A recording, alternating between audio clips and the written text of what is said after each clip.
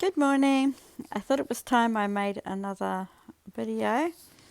I haven't made one for months and months and months. I don't know why, but anyway, the last time I was on here, my whole DID situation was completely different, and I had been seeing a different psychotherapist. But the one I'm seeing now is changed my life and absolutely amazing. So that's a positive. So the last psychotherapist I was seeing, in my head, so I found out it was called the Headspace, which is really amazing because the more I learn about DID, the more I think, oh my God, I have that, I do that. But never, in New Zealand, they didn't really have terminology for anything. So it's actually really quite neat to think, oh my God, is that what it's called? Or, oh, I have that. And when I was living in a different town and seeing a different person, in my head, I had like a table, which I think I tried to draw, and it had 6, 7, 8 people around it. And that was cool, and I could control that, and I always knew in my head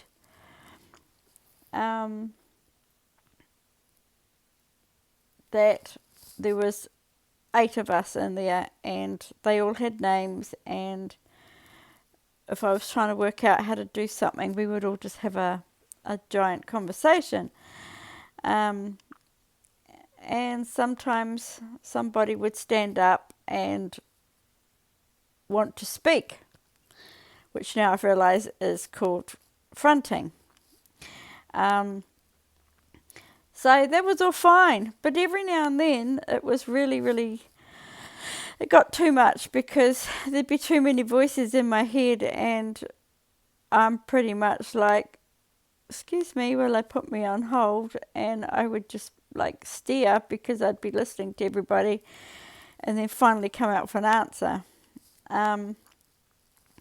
So it's just good to know why I was doing all these things.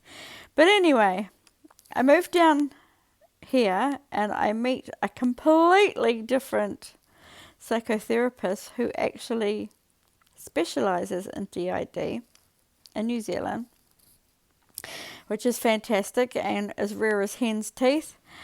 And I don't know what she did or how she did it, but she literally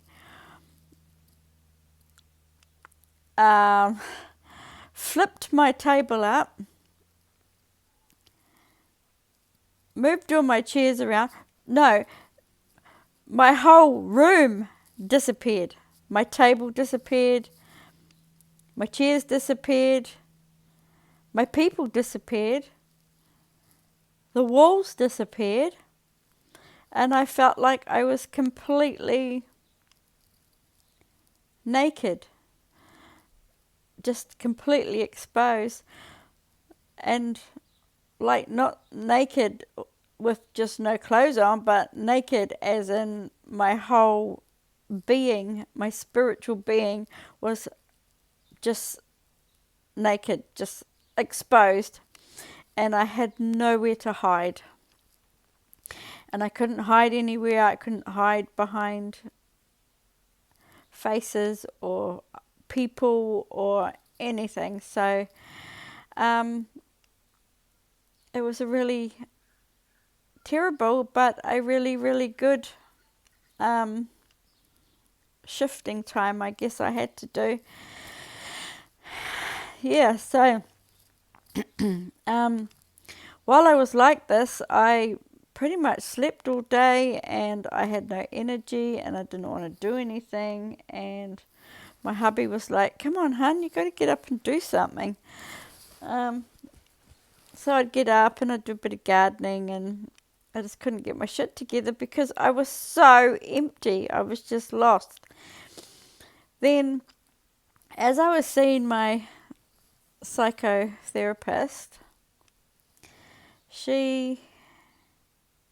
I don't know how she did it or does it, um, but I woke up one morning in my inner world, which I had just learnt about, and thought, oh my God, I have an inner world. I've had an inner world. I can even describe it to you, but it's like my safe place. So um, everything just fits in like a jigsaw puzzle piece. Anyway, I was standing in my inner world on a giant stage, a square stage, with these really long curtains coming down in between 9 people. So I could feel, although I didn't feel like I was in a physical form, I felt like I was in a spiritual form. But I could feel like I was standing there, and there was all these, like it was divided into 9. And I was like, where am I? It was in a sort of a dreamlike state, and I was like, what's happening? But then I knew that there were 8 other people there, and I reached out with my hand and I touched it was like a really white, fine Muslim cloth, and I could feel it, and I knew that there were 8 other people, but this sense of just, like I was just so happy. I just felt like I don't know, I can't explain it, but it was just like I was just so happy that I was part of this. And I knew that those other 8 people were a part of me and belonged to me. And it was one unit, and we were on one stage. But I didn't want to move. And I was like, are you guys there? And they're like, yes. And I was going, can you hear me? And they were saying, yes, can you hear us? And I could hear everybody. And it was just like, oh wow, this is so cool. So anyway, then I woke up and I was just like on such a high, and I was telling my husband, and he's like, okay, that's new. But from that day on, I don't know, it was just amazing. Things started to change for me. I didn't need a table or chairs or sit in a room. I was on a beautiful tropical island, but standing on a wooden stage with these people I couldn't quite see. Anyway, after that, I told my psychotherapist, and after that, she was like, well, that's good. Like, you're standing up and you're free, and, you didn't have to be stuck in this room. And then things started happening, like I could organize things, or I don't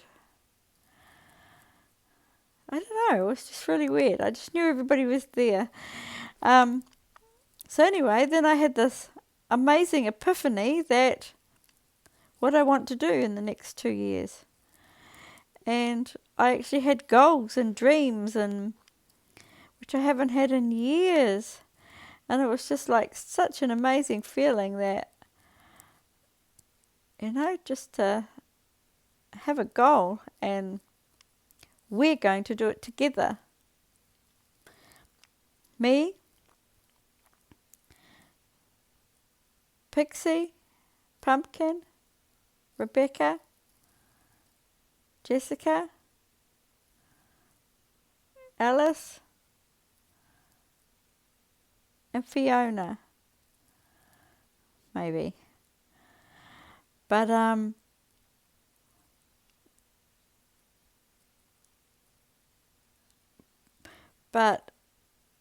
I don't know about Fiona.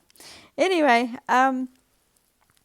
so after going to my psychotherapist and telling her this, we needed a way to communicate to her without me chopping and changing and stuff. So I don't know how it happened, but she's got it so I can talk to her, me, Lisa, and now we've all gone from that stage, but now I have like a headspace, and that's actually what it's called, where there's 3 doors. So I've got 1, 2, 3 doors behind me, and 3 other alters are allowed to stand there, and they can talk, but they're not allowed to jump in or out or speak out of term. And that didn't work too well at first, but now it is. And so when I'm talking to my psychotherapist, she can actually ask Pixie or Bruce or Pumpkin or anybody, she can actually ask them questions, they tell me, and then I tell her. And it is working really well. It's amazing. So it's good progress actually.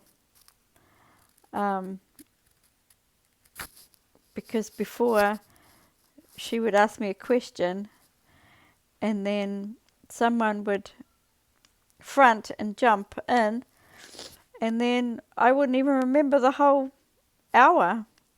Or I'd just get there and I felt like I only talked to her for 5 minutes and then it was time to leave. Like, that's another thing with DID, just time. Time does not exist. But now I've worked out why. Because, like, to me, a whole year is probably about 4 to 5 months long. And it always has been.